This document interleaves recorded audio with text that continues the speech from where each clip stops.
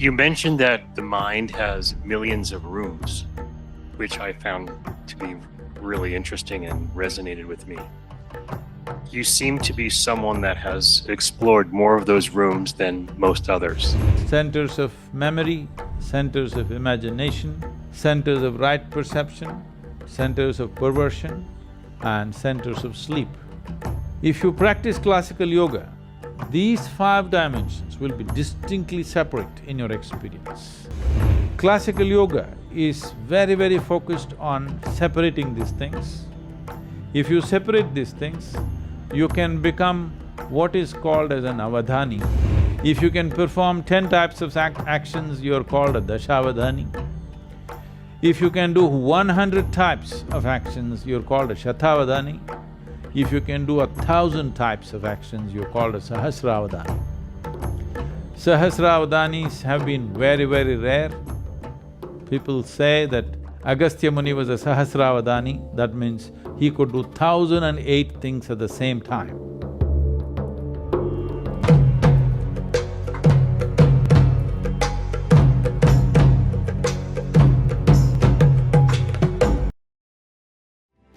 See, it's been discovered, or we have observed, that in our brain there are millions of cannabinoid receptors. So what does this mean? Lots of speculation went on. So naturally, people who are on the dope, they said, this means everybody must smoke, or this means anthropologically all of us, all human beings at some time were smokers.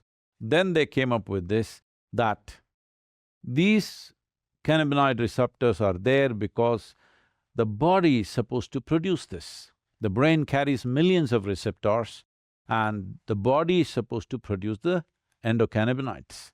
So, this production, it can be either on or off depending upon how you have kept yourself. That within yourself you can generate a chemistry which keeps you always blissful. But the most important aspect of it is, when it comes from outside, it keeps you… maybe it makes you blissful for a brief amount of time, but it makes you unaware. When it comes from within, it keeps you blissful and makes you super aware, which is the important thing. So this is not about trying to become some kind of a superhuman being. This is about realizing being human itself is super. And once you are blissful by your own nature, you always see that your life is super. It doesn't matter, some situations in our life go well, some don't go well, some happen our way, some don't happen our way, but this one life should be always happening our way. Sadhguru, John Sviokla, lovely to be with you. I love your work. In a somewhat related vein, what do you think of the role of psychedelics in terms of, showing things that you normally don't see in normal life? Are they detrimental for the reasons you just said, or useful on a path? See, the nature of human mind is such, let's look at it this way, it's a building of million rooms. Most people who live normal life may explore 5, 10 of those rooms, that's all. The million rooms are just there, unused. So once in a way, if you forcefully enter those rooms by using a chemical or something else, sometimes it can happen because of injury, sometimes it can happen because of shock, that people enter other spaces of their minds, which they can't believe it is their mind because it looks like a whole new world. It is just like if you had, let's say, if you did not have eyes to see, if you open your eyes, suddenly it's a whole new world. So just like that, if you open your eyes to certain things, it looks like a whole new world. No, it's the same good old world, but it has so many dimensions, and human mind, in its evolutionary process, have gathered so many rooms to it that most of the rooms are not explored. So what is the purpose of this? The purpose of this is this: if our focus is only on our survival process, if we are constantly activating our survival instinct, then the number of rooms that you explore in your mind will become very limited. If our focus and our attitude is not about survival, because survival essentially means we want to build a wall of protection around ourselves. Well, you see all the creatures are always trying to create boundaries. That comes from our evolutionary memory that we want to survive, and surviving is a very important process. If we don't survive, then what next? There's nothing else. So we must survive. But is it necessary that your survival instinct is always on? If you are a wild creature, yes, it must be always on. But we evolved to this point where our cerebral cortex opened up, blossomed into this possibility, where once you've become a human being, your survival doesn't fulfill you anymore. In the sense, for example, for all the other creatures, if their stomach becomes full, their life is settled. But for a human being, if stomach is empty, there's only one problem. If stomach becomes full, there are 100 problems. This is the nature of a human being. Because for a human being, life does not end with fulfillment of survival requirements. In fact, life begins only after survival is taken care of. This is the nature of a human being. And no matter where you are, in what position you are in your life, you want to be something more than who you are right now. If that something more happens tomorrow morning, once again you want to be something more. So something more, something more, something more goes on. If I make you the CEO of one galaxy, you will say, I want to… what about the other galaxies? So, this is how human nature is, it wants to expand in a limitless way. When we say expand in a limitless way, we want to expand into our infinite nature. So can anybody count 1, 2, 3, 4, 5 and get to infinite nature? No, that's never going to happen. So the important thing is to be able to distinguish between our survival instinct and longing to expand. Our longing to expand infinitely is finding a constipated expression, which we call as ambition or, desires and things like that. Essentially, it is a very small expression of this longing to expand.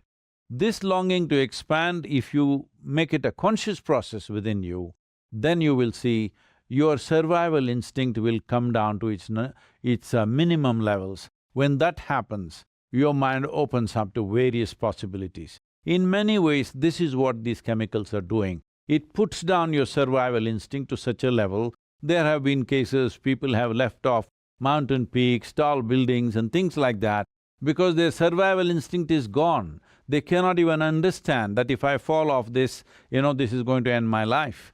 So because survival instinct has come down forcefully, not consciously. So consciously producing these experiences from within and forcefully doing it from outside, these are two different things. Here and there, somebody might have felt that because something opened up, they benefited from that, but you look at the larger consequence of such experiences, most of the time it's left people either frustrated or disturbed or imbalanced. Very, very few people can really claim they have benefited from that. You mentioned that the mind has millions of rooms, which I found to be really interesting and resonated with me. You seem to be someone that has explored more of those rooms than most others. Can you talk about some of the rooms you explored that others may not know about? Well, I have this reputation of being logically correct. Don't try to take it away from me now. Because, see, what you call as logic, which is very important, it is like the foundation. If you don't build a solid foundation, then you can't build anything else on top of it. But you need a solid foundation. This is what is wrong with a whole lot of people who think they are into mysticism or occult or spirituality, that they don't have a solid logical foundation, they become hallucinatory. And if you believe hallucination is an exploration, no, it is not.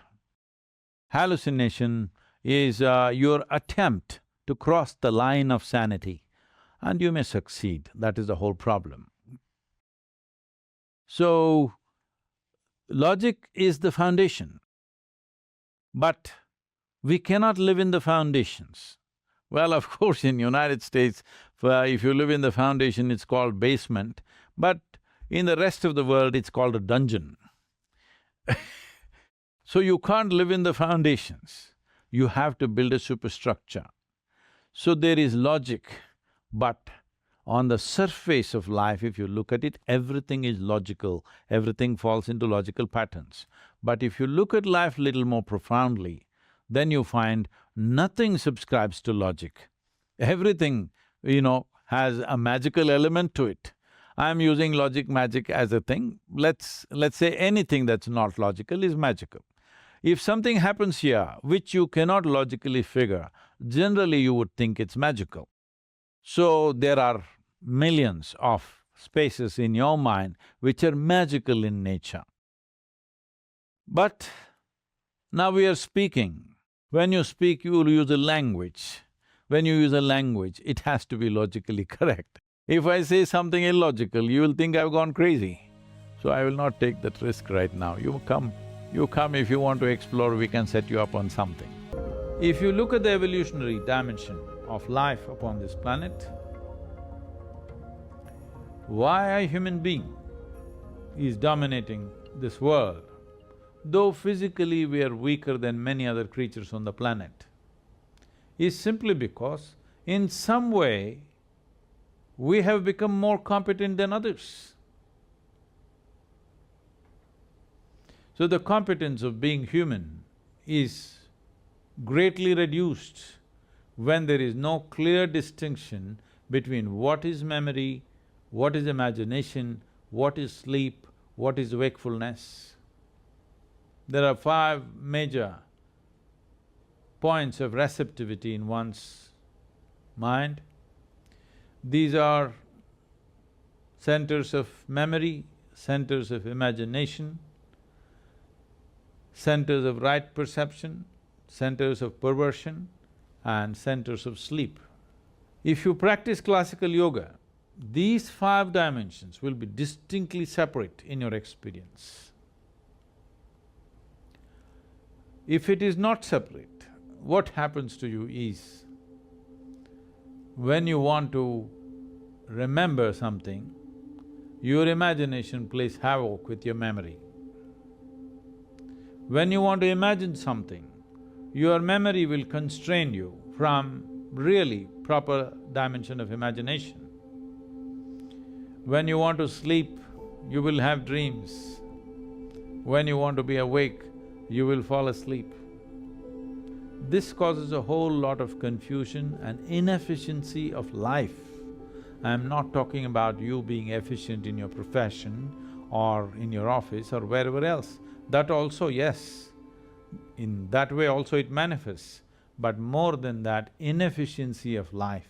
When I say inefficiency of life, this life will not function with the effervescence and exuberance and exploration that life is, that it can explore many dimensions within itself.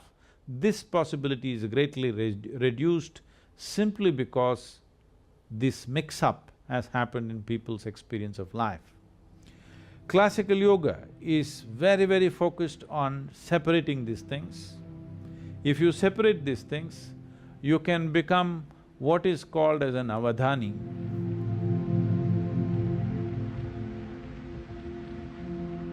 In ancient times, there were many people, today there are a few. Some of them are called ashtavadhanis, which means they have 8 types, 8 capabilities. That is, at a single moment, at a given moment, they can perform 8 different actions. Like they can compose poetry, at the same time, they can do a very complex mathematical problem, at the same time, they can smell perfumes and decide which is which, at the same time, they can taste many things and say whatever they have to say about it. At the same time, they can do many things like concerning with all the 5 senses of seeing, hearing, smelling, tasting and touching. Many actions they can perform at the same given time. 8 type of actions, if you can perform you are called an Ashtavadani. If you can perform 10 types of actions, you are called a Dashavadani. If you can do 100 types of actions, you're called a Shatavadani.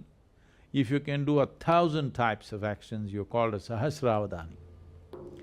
Sahasravadanis have been very, very rare. People say that Agastya Muni was a Sahasravadani, that means he could do 1,008 things at the same time. So, these Avadanis are not just legend, there have been many in the past which are well-recorded incidents. Vidyapati in Andhra Pradesh was a Dashavadani. Through him, an entire culture of Dashavadanis developed in Andhra Pradesh. Even today in the villages of Andhra Pradesh, there are Ashtavadanis and Dashavadanis in quite a good number. Siddhachandra was a Shatavadani. He performed 100 types of actions under the scrutiny of Akbar's court, the Emperor Akbar's court. And he was honored for this and given the title of Shatavadani because he performed 100 functions. And in modern times, there have been people who have performed 100 different actions, like Ravichandra Bai, who was a Gujarati Jain, who is a Shatavadani. Tirukural Ramakanaga Subramaniam was Shodasavadani, that means he performed 16 actions at a time. These are all documented incidents, but there are many others who come from certain tribes who've been doing this. It used to be a common thing in India that people would come and set up a small situation in the village where a few hundred people gather and they would perform many actions at the same time which look quite miraculous. But this is just to demonstrate the capacity of human memory, because human memory is not limited to articulate memory that we're talking about. Articulate memory is just a thin layer, the rest is a profound dimension. Our body carries 1,000,000,000,000 times more memory than what you can articulate in your mind.